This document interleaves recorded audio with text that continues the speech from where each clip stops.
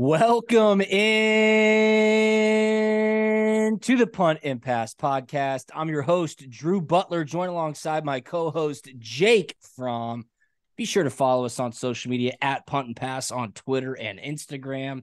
I am at Drew Butler. He is at From Jake. Check out puntandpass.com, the number one destination for all things college football. Jake, we got a fun episode here for a Thursday punt and pass. Obviously, conference championships are over. The college football playoff is set. It's award season. The ESPN College Football Awards are tonight. The Heisman Trophy ceremony is this weekend. Army-Navy is also this weekend. We got a bunch of news and notes to touch on. But first things first, you just took your last test. How'd that go? I know you were a little worried about it Monday. Super worried about it, but it is over.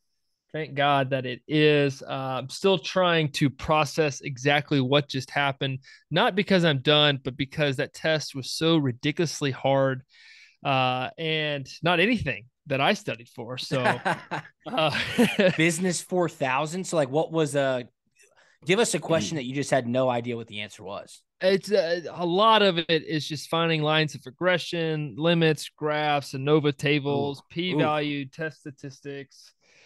Man, we'll just leave it at that. Excited for a great episode today. Cool awards coming out. Army Navy is always a fun one to watch. Great weekend, college football. Let's go. No doubt. It's a great weekend to also get active on Prize Picks. This episode of Punt and Pass is presented to you by none other than Prize Picks. All you have to do is download the Prize Picks app or go to prizepicks.com. And when you sign up, use the promo code PUNT, P-U-N-T, PUNT, and you get a 100% deposit match up to your first $100. Yes, Army-Navy is this weekend. Yes, there is NFL action. What about the World Cup? Hello, World Cup. England, France on Saturday. Are you kidding me? That is going to be an awesome game. NBA, college basketball, golf. They have it all at Prize Picks. Now you can win 25 times your money on Prize Picks. The payouts are instant. You could do cross-sport entries. It is the best daily fantasy game in the industry. I don't know what you're waiting for. Download the Prize Picks app. Use the promo code PUNT, P-U-N-T, PUNT, and you can get a 100% deposit match up to your first $100. Stay tuned through the month of December.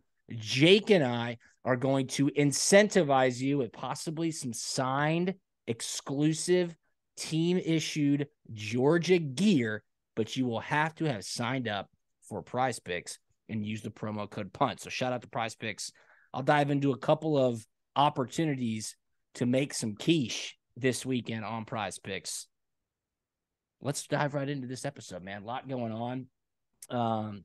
First things first, I saw that Georgia's offensive line, Jake, was named a finalist for the Joe Moore Award. The Joe Moore Award is given out to the nation's best offensive line. I think it's the only award that's given to an entire unit. Georgia named a finalist with Michigan. Michigan won this award a year ago, and I thought it was really cool. Jake Stetson Bennett tweeted out how Georgia was named a finalist yesterday and essentially said, hey, no disrespect to Michigan, but if you turn on our tape, we have a bunch of freak athletes that get the job done, and when our offense is humming, it's in direct correlation with how well our offensive line plays. Yeah, I mean, to me, honestly, as he should, put those guys out there.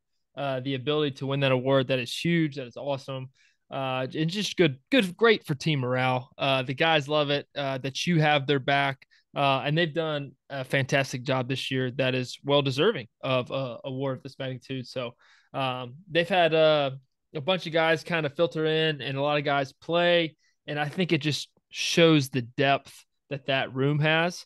And the ability to go out, doesn't matter what's going on in the game, who's in, who's out, and go play ball. Yeah, they really do make it happen. Georgia's run game was so versatile this year. I don't know if they necessarily got the credit that they deserve. And when I say versatile, it was running back by committee, as it has been in years past. A lot of different styles of running the football. When it mattered most, Jake, when it was time to put a game away or get back into a game or keep an opponent at bay, that's when the run game stepped up big time. Think of Missouri. Think of Kentucky, getting those hard yards. Then you look at the stat line and you're like, wow, they just ran for 250 yards in a game where it really almost seemed like Georgia didn't play that well. Stetson never really got sacked a bunch in any given game. I totally agree with Stetson. As the offense goes, it started in the trenches, and that's how you have to win football games in the SEC.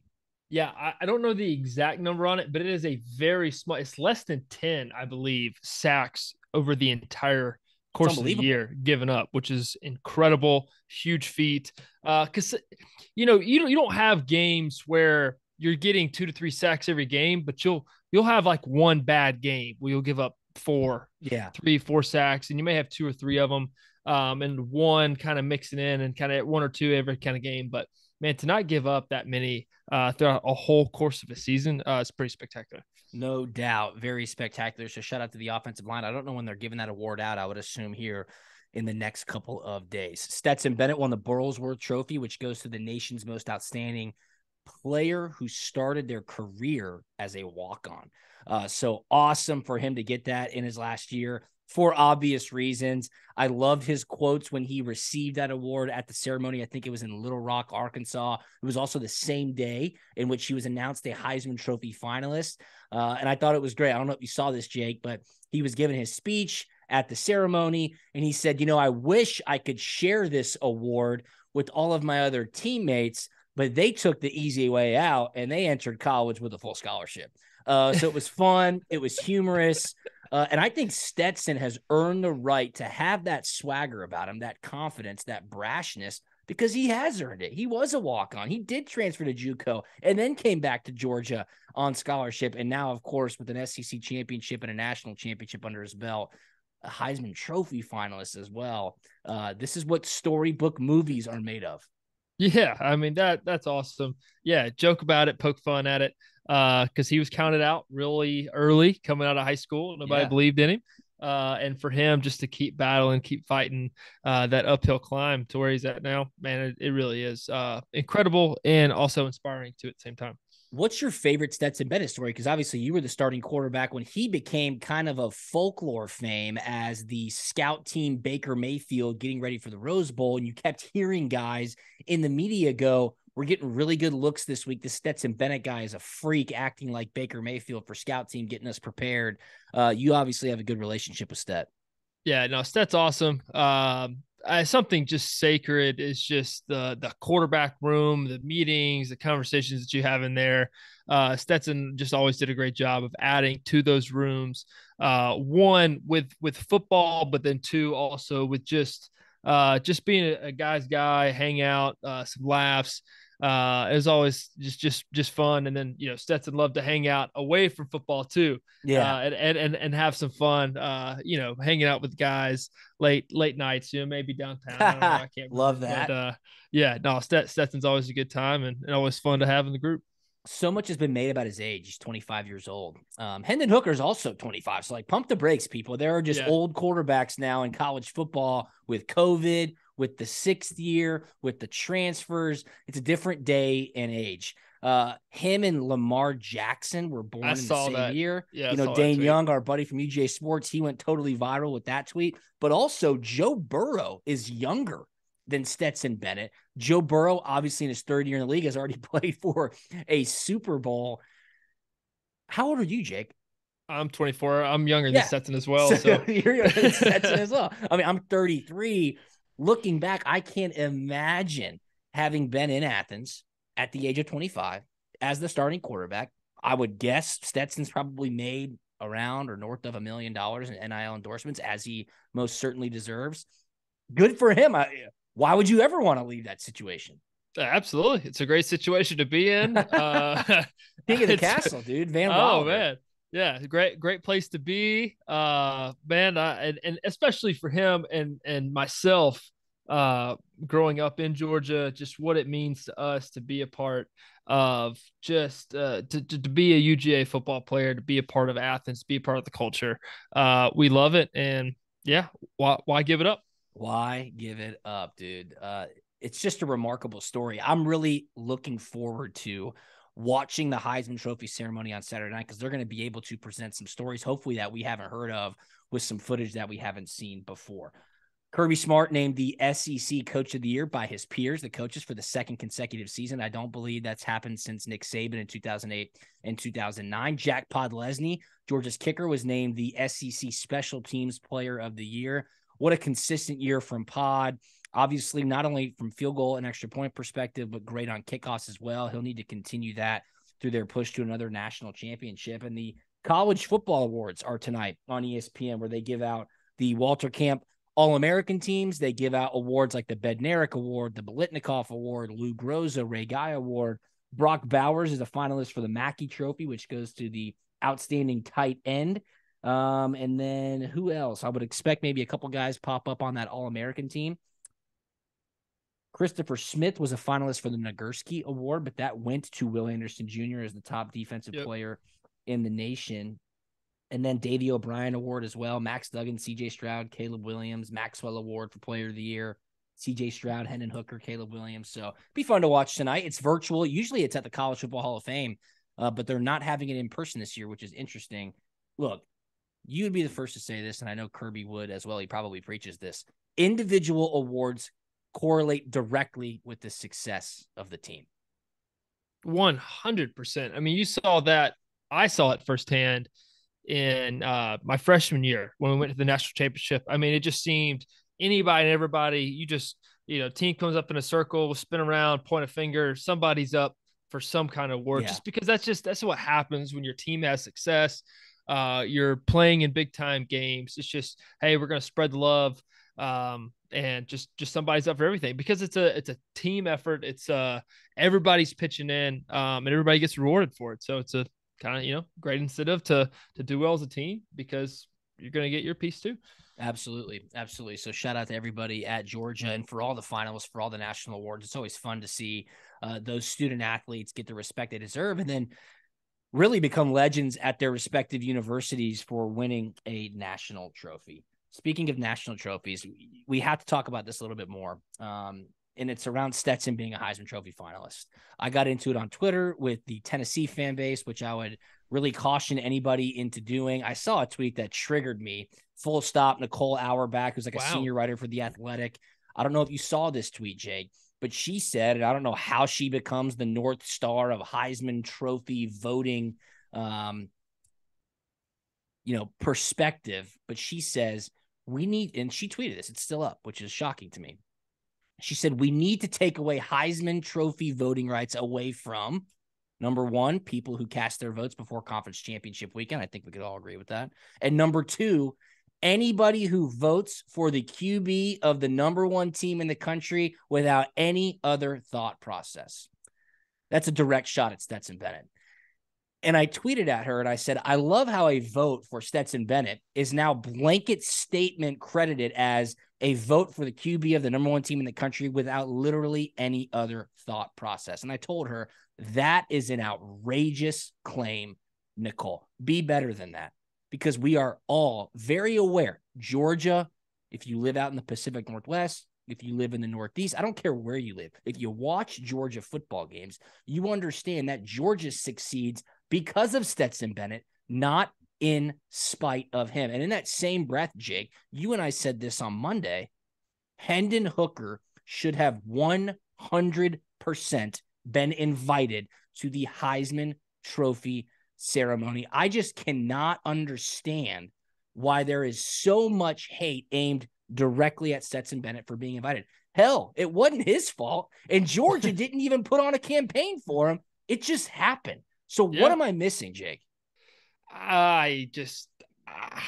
Look, you're exactly right.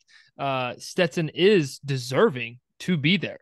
It's like both those things don't have to be mutually exclusive. Stetson can be there, and Hendon Hooker can also be there. They should have had him there as a courtesy deal. Hey, look, man, you were probably going to win this award until you got hurt, and it sucks. It really does.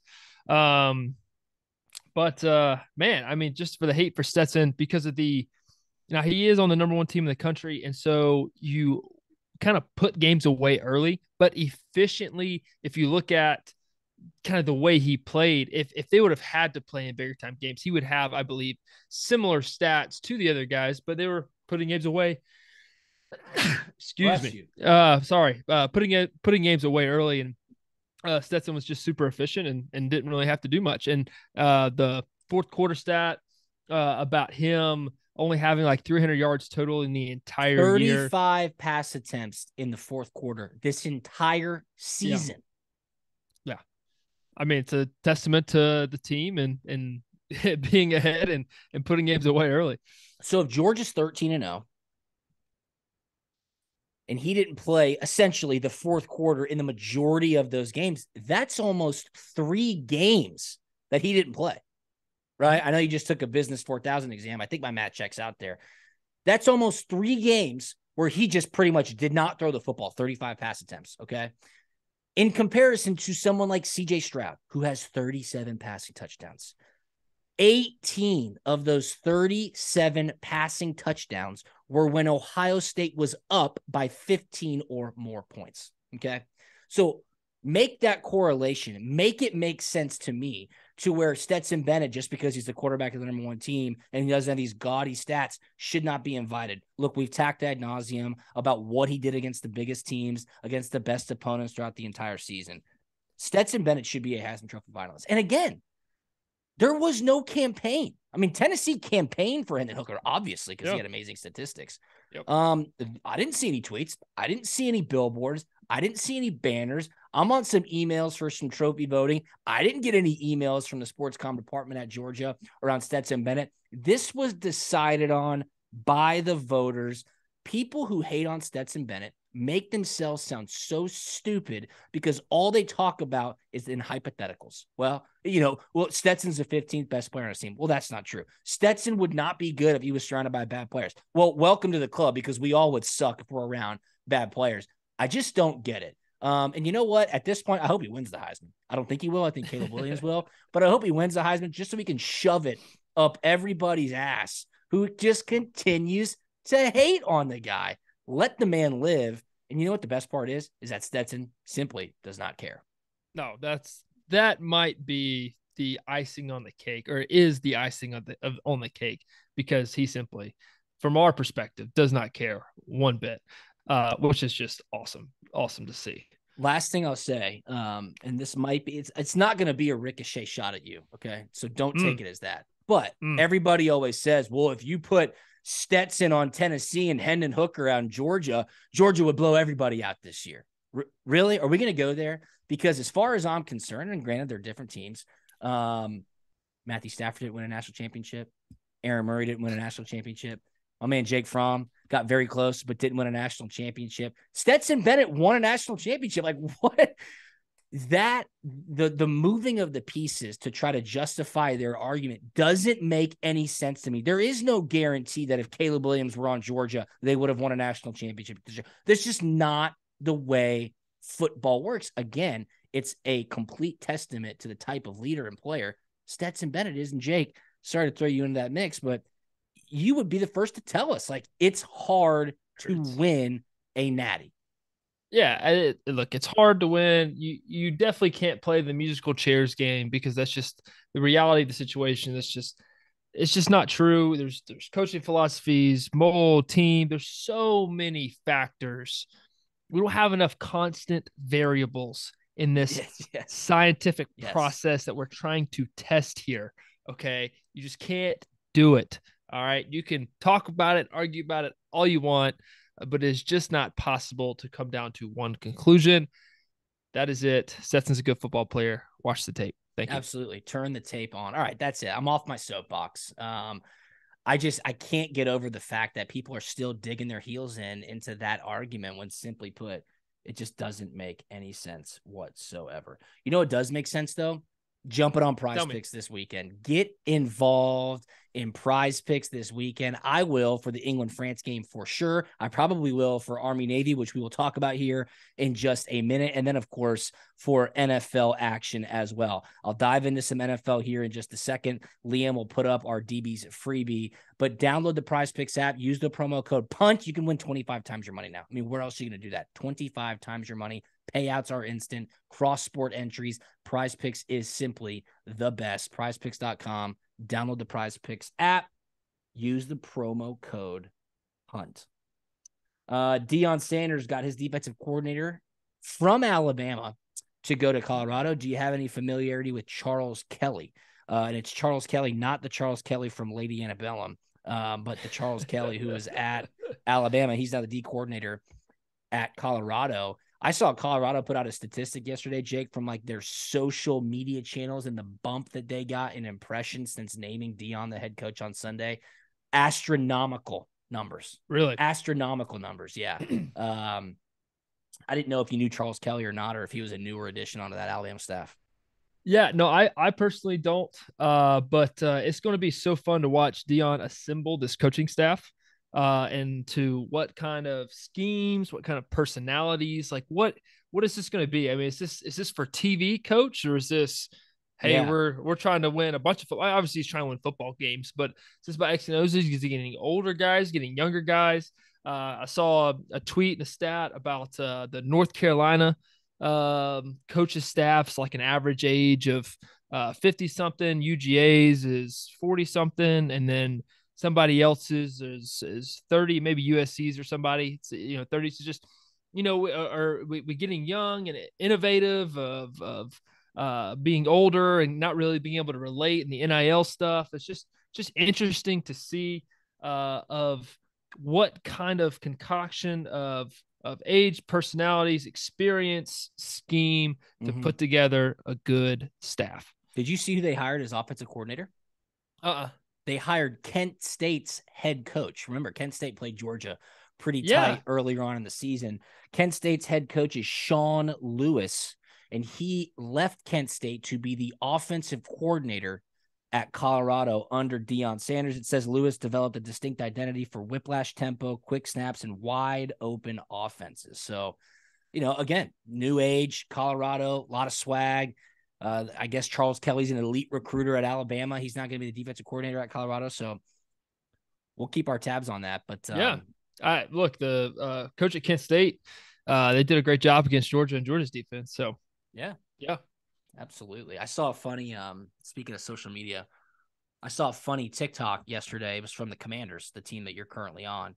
And the social media team was walking around asking people who the most famous person in their phone contacts are. Oh, yeah. And they put it in your face and you're like, I don't know, Luke Bryan. And they said, cool, FaceTime him. And you're like, no, I'm not going to FaceTime Luke Bryan. But Chase Young, did you see? Did you actually see the video? Yeah. So they go to Chase Young, who's obviously a first-round draft pick, like number 2 overall, and they're like, "Hey, who's the most famous person in your phone?" And Chase Young goes, "Mark Wahlberg." And they go, "Will you FaceTime him?" And he goes, "Yeah, I guess." And sure as shit, Mark Wahlberg just picked up the FaceTime. Picks up, and then not only does he pick up, which is awesome in itself, but he is personally interested and invested in Chase, asking him questions and be like, "Hey man, when you back? How's your knee? What's going on?" I'm like, "What? This is awesome." Yes. That's so cool. Awesome. Is Luke Bryan the most famous in your phone? I mean, and they asked you quickly, have you had any extra time to think about that? Like who the most famous person in your phone is? You have to have a pretty impressive contact list. I mean, I think the better question is who is more famous than Luke Bryan? Yeah. I mean, he's a rock star. He's the guy. I mean, he is the guy. When I was making the show sheet, I was thinking about bringing this up to you. And I was like flipping through mine are mostly like all football based, like I have Larry Fitzgerald. I don't know if he'd pick up if I FaceTime him. I'm looking through. I've got Troy Polamalu. I mean, that's a certified Hall of Famer. He probably doesn't even remember who I am. I don't know. That's such a good question, though. I thought that was a great social media thing. A couple of other people, like one guy on the Commander said Yo Gotti, who's a big time rapper. He was like, I'm not going to FaceTime Yo Gotti. Brad Nessler. I mean, Nessler's pretty famous. Sean McDonough, who we've had on the podcast, he's pretty famous. I don't have any like certified celebs though, like movie stars and stuff. Mark Wahlberg, and then having him pick up, that was really cool.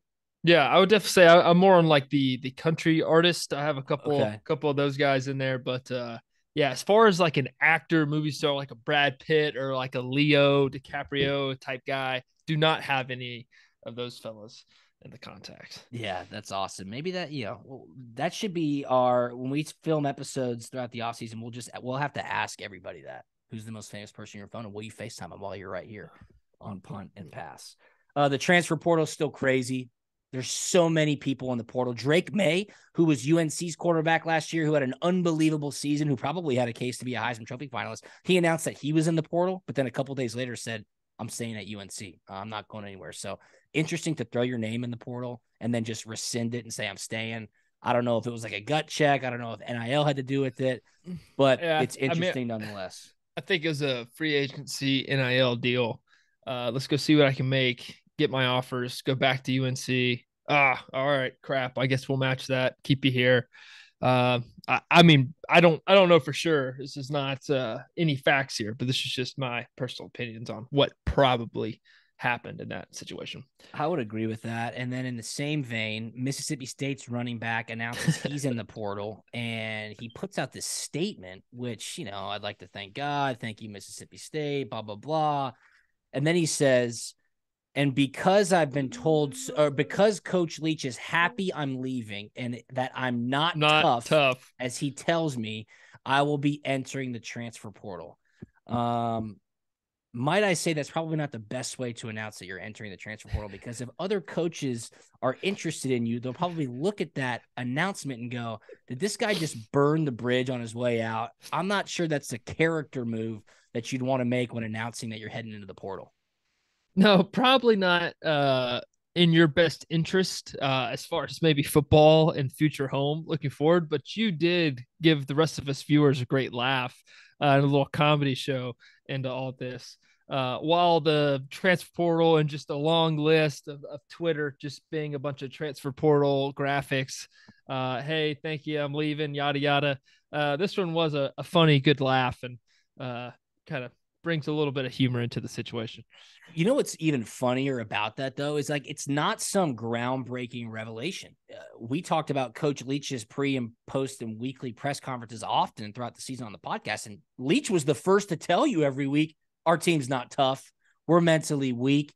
They can't play well in tough situations. Like, he was the first to always say that. Now, is that a bad thing? I don't necessarily think so. That's just who Mike Leach is. Remember, forget what game they were playing. Maybe it was against Arkansas when he closed up all the wide receivers' chairs on the sideline. He was like, they want to go sit underneath the tree with their fat little girlfriends and eat fish sandwiches and lemonade. Like, that's how Coach Leach coaches. And if you don't want to be a part of that, then that's one thing. But don't act like, this running back, don't act like he's just this mean guy. That's what he does. And if you're openly saying that you're not tough, good luck finding a new home.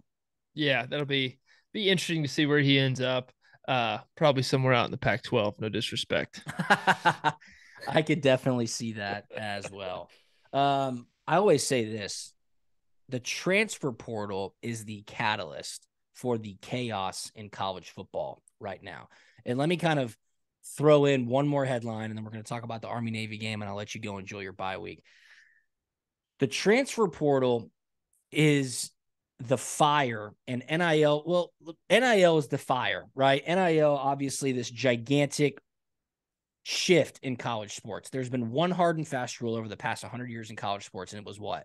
Can't pay student athletes. Well, July 1st last year, NCAA comes in and says student athletes can make money on their NIL with very little, if any, regulations and rules around that. The transfer portal is the gasoline that is being thrown onto the catalyst, which is NIL and that gigantic rule change for college sports. ACC Commissioner Jim Phillips yesterday in an interview at a forum out in Las Vegas said that the NCAA desperately needs help from the federal government for NIL regulations. Now, what he is saying there is that the federal government needs to step in and give the NCAA antitrust amnesty to where they can start making rules and the government can't step in and say, you're mistreating student athletes. This is a monopoly, improper business practices. That's exactly what he's asking for. Now, what happened? I think the two biggest things, these transfer portal and NIL, were created out of one thing that nobody could predict or that nobody could have guessed how it would change things. And that is COVID. Okay. Why do I say that? COVID happened in 2020. You get your extra COVID year. The transfer portal then ban was lifted. They said you can move one time. That, of course, is not being regulated either. Enter NIL into the mix, at which the 11th hour, the NCAA said, hey, everybody can go make money. And now you have this unmitigated, for all intents and purposes, disaster because it's changed so quickly. I think NIL is good. There's no doubt about it. That's my day job. I mean, I help student athletes get paid. I think transfers can be good. Jake, you and I talked about it on Monday. Yes, you should be able to transfer. But the furious nature of which it's happening now, over 1,000 kids in the portal, Drake May saying, I'm out, then 2 days later, I'm back in. It's just the toothpaste is out of the tube. The horse has left the barn. Any cliche you could throw at this situation, it's exactly what's happening. And at the end of the day, I just don't know if some of the kids are making the best decision. Case in point, JT Daniels going to his 4th school in 4 years. I mean, what is even going on? It's so hard to kind of extract yourself, but then also put yourself in the same shoes as a lot of these kids, and say, are you putting yourself in the right situation or are you not? Because I mean, they're looking for places to play and be the best versions of themselves, but then also what kind of life lessons and skills are we learning along the way where you can just, gosh, this is a terrible way to say this, and I hate that I'm going to use this phrase, but just kind of running from your problems. Yeah. Of kind of hopping around and going from place to place, rather than looking adversity in the face and saying, you know what, I don't like it, I'm going to grind this out. Because I mean, I think there's times for that. And there's also times where, hey, maybe you are in a crappy situation. I got here, a transfer came in, and well, just to take the Deion Sanders situation, for example, he names his starting quarterback in his press conference. Well, if I'm a backup or third string on that team, all right, I'm not playing anytime soon. But if you think you're ready and capable of play, if you're later on in your career, 3rd, 4th year in college, and said, man, I got to play now or I'm never going to have an opportunity. So timing, what year, I mean, man, there's so many factors that go into it. And it's tough for us to sit here as judges and say, is it right? Is it wrong? I don't know. Personally, I think there's a better way for everything to be happening and to go about it. I think there is a better way. I don't know how we're going to find that better way. But right now, as you mentioned, it is a giant bonfire ablazing right now going on in college football. I don't want to be this guy, but has anybody told JT Daniels, and JT Daniels is just the obvious target to talk about because it's been so public, USC to UGA to West Virginia, and now on to the next, that there is a common denominator here. And what I mean by that is JT, maybe the problem is JT, right? Like, pick a spot, commit, see what happens, see something through. I don't know. I mean, I know I'm old man yelling at cloud when I say that out loud, but I think we're all thinking that because the common denominator remains the same. We'll see. I mean, we can go down this whole rabbit hole on commitment and America and culture, and I mean, we could even go relationships and marriage, and we can go that whole route. But there's definitely culture is changing, and commitment today, in my opinion, is not as strong as it was, 10, 20, even 2 years in the past. Yeah, no doubt. You just hope all these kids find a home, find success. I mean, I don't think every transfer decision is because they want to go play in the NFL. Like you just said, hey, maybe it's a better decision. Maybe you graduated. I don't know. There's no blanket statements here, but something needs to be done because it just sucks. Like you're sitting there going, this just sucks for everybody involved. You want to make sure the kids aren't making really, really bad decisions for themselves. You want to talk about commitment though? Look no further than the student athletes at service academies. And you've got Army versus Navy this weekend. It's in Philly. It's the only college football game this weekend in Division I. Of course, there's some FCS games that are happening. This game, Jake, has gone under the total 16 consecutive years. The total this weekend is 32.5 points. Okay. Clint Bowling, who's one of my close friends, he's been a guest host on the podcast. He's going this weekend. He gets to head up there, go to Philly with a buddy of his. They're flying up Saturday morning and back on Sunday. I'm extremely jealous. That's like a bucket list type of situation where you get to go and enjoy the game. I think his friend went to West Point, so he'll be rooting for Army. But man, that's awesome. They always bust out those super unique uniforms, which is great for those guys. The stadium gets packed out. It's on CBS. Should be an awesome game. 16 straight years under the total, and the total is 32.5 points. Yeah, that's a pretty neat stat. And I personally don't know a whole lot either about either one of these teams to really tell you who's going to win, who's not going to win. But I do know, like, when you watch it, it just, the whole just aurora of the game, it's just bigger than football. It's just really neat. Watch those guys. Thank you for what they do and are going to do for us. And just cool to watch. Absolutely. We might have to ask Clint how it was, get him on the podcast here in the next couple of weeks. But Army-Navy game, always a blast. It looks like Army is a 1.5 point dog. So Navy's favored by 1.5. The total is 32.5. The game kicks off at 3 p.m. Lincoln Financial Field in Philly on CBS. All right, let me give you the DB's freebie on Prize Picks, and then we are going to head out of here. Looks like there is a promo on Prize Picks right now. Justin Herbert, will he get 1 passing yard on Sunday Night Football?